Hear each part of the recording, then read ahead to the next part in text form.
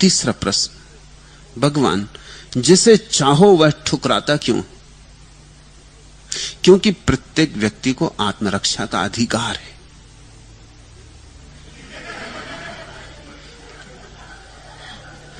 तुम्हारी चाहना दूसरा भागता होगा कि बचो भाई, ये आदमी आया। क्योंकि जहां जहां लोगों ने चाहत देखी वहीं वहीं बंधन पाए, और जहां जहां किसी के प्रेम में पड़े वहीं फांसी लगी। तुम्हारा प्रेम है क्या? बस वैसा ही है जैसा मछली मार मछली पकड़ने के लिए कांटे पे आटा लगाता है। मछली फंस जाती आटे के कारण। मछली मार का प्रयोजन मछली को आटा खिलाना नहीं है। मछली मार का प्रयोजन आटा खाने में कांटा फंस जाए उसके मुंह में, बस। आटा तो तरकीब है। तुम पूछते हो जिसे चाहो वह ठुकराता क्यों? तुम्हारे चाहने में कांटा है। तुम सोचते हो आटा ही आटा है, लेकिन तुम जरा गौर से विचारो, तुमने जिसको चाहा उसका जीवन दुख में बना दिया या नहीं? जिसने तुम्हें चाहा उसने तुम्हारा जीवन दुख में बना दिया या नहीं? इस प्रेम के नाम पर जो चलता है, इसमें फूल तो कभी कभार खिलते, कांटे ही कांटे पलते। कभी 100 में एक आध मौके पर कभी फूल की झलक मिली हो तो मिली हो, 99 मौकों पर तो कांटा चुभा और बुरी तरह चुभा और नासूर बना गया और घाव छोड़ गया। तुम्हारी चाहत शुद्ध नहीं है, इसलिए लोग बचना चाहते। तुम ये मत समझो कि लोग कुछ गलत है। प्रश्न पूछने वाले की मर्जी यही है कि लोग कुछ गलत हैं, कि मैं तो इतना प्रेम का थाल सजा के आता हूं और लोग चले एकदम भागे, पुलिस को बुलाने लगते, और मैं तो सिर्फ प्रेम का थाल सजा के आया था। मैं तो कहता था आरती उतारूंगा आपकी। आप चले क्यों? तुम्हारे प्रेम के थाल में जहर है, हर वासना में जहर है। तुम अपनी वासना को प्रार्थना बनाओ, फिर कोई नहीं भागेगा। फिर लोग तुम्हें खोजते आएंगे, तुम्हारे पास बैठ के शांति पाएंगे, तुम्हारी छाया में विश्राम पाएंगे। तुम्हारी आंख उन पर पड़ जाएगी, वो धन्यभागी हो जाएंगे। तुम अपनी वासना को प्रार्थना बनाओ। क्या मतलब है मेरा वासना को प्रार्थना बनाने से? वासना में जो ईर्ष्या है उसे जाने दो, वासना में जो द्वेष है उसे जाने दो, वासना में दूसरे के शोषण करने की जो आकांक्षा है उसे जाने दो, वासना में दूसरे का मालिक बनने की जो वृत्ति है उसे जाने दो, और तब तुम्हारी वासना शुद्ध होकर प्रार्थना बन जाएगी। तब तुम दोगे और उत्तर में कुछ भी ना मांगोगे। तब तुम प्रेम दोगे, उत्तर में कुछ भी ना मांगोगे। तब तुम्हारे प्रेम में सिर्फ आटा होगा, कांटा नहीं होगा।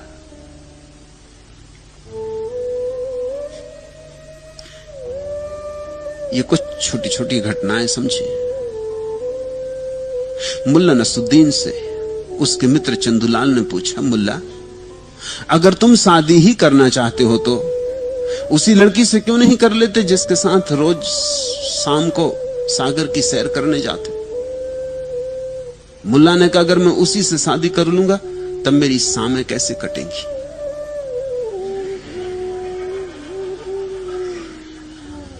जिससे शादी की उससे झंझट हो जाती,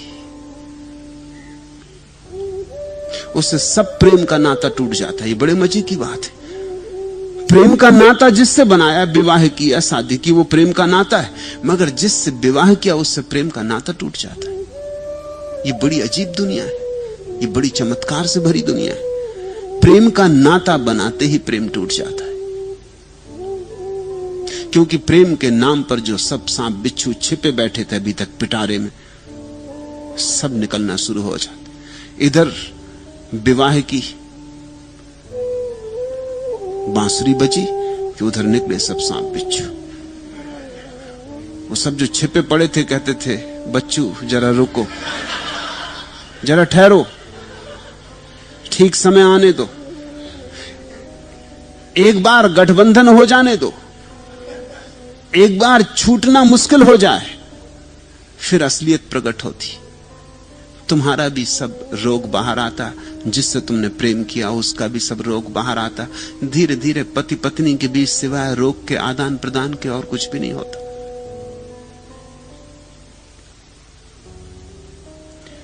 मुल्ला नसरुद्दीन से किसी ने पूछा, प्रेम के विषय में आपका क्या अनुभव है? मुल्ला ने कहा, यही 2 बार निराशा।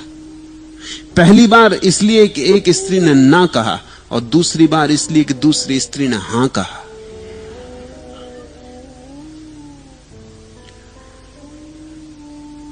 हर हालत में निराशा है। स्त्री मिल जाए तो निराशा है, स्त्री न मिले तो निराशा, पुरुष मिल जाए तो निराशा, न मिले तो निराशा।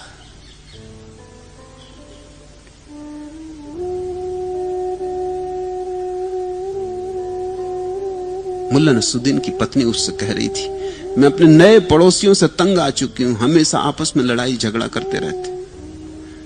मुल्ला ने कहा, एक समय ऐसा भी था जब ये दोनों एक दूसरे से बेहद प्यार करते थे। पत्नी ने पूछा, फिर क्या हुआ? मुल्ला ने कहा, फिर दोनों की शादी हो गई।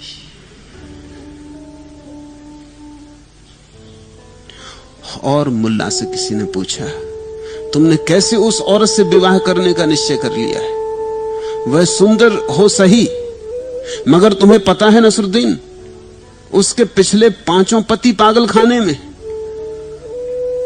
मुल्ला ने कहा, छोड़ो, मुझे डरवाने से रहे। शायद तुम्हें भी पता नहीं कि बंदा पागल खाने से लौट चुका है। अब मुझे कोई पागल खाना भेज नहीं सकता। अब तुम पूछते हो, जिसे चाहो वह ठुकराता क्यों? पागल खाने न जाना चाहता होगा। अनुभव जीवन का आदमी को डरा देता। बुद्धिमान होगा जो तुम्हें ठुकरा देता। तुम अपने प्रेम को परखो, फिर से देखो, तुम्हारे प्रेम में कुछ गलत छिपा है। तुम्हारे प्रेम के वस्त्रों में जंजीरें हैं, प्रेम का आवरण है, भीतर कुछ और है। तुम किसी के मालिक होना चाहते हो, तुम किसी पे कब्जा करना चाहते हो, तुम किसी को वस्तु की तरह उपयोग करना चाहते हो। कोई नहीं चाहता कि उसका उपयोग किया जाए, क्योंकि जब भी किसी का उपयोग किया जाता है उसका अपमान होता है।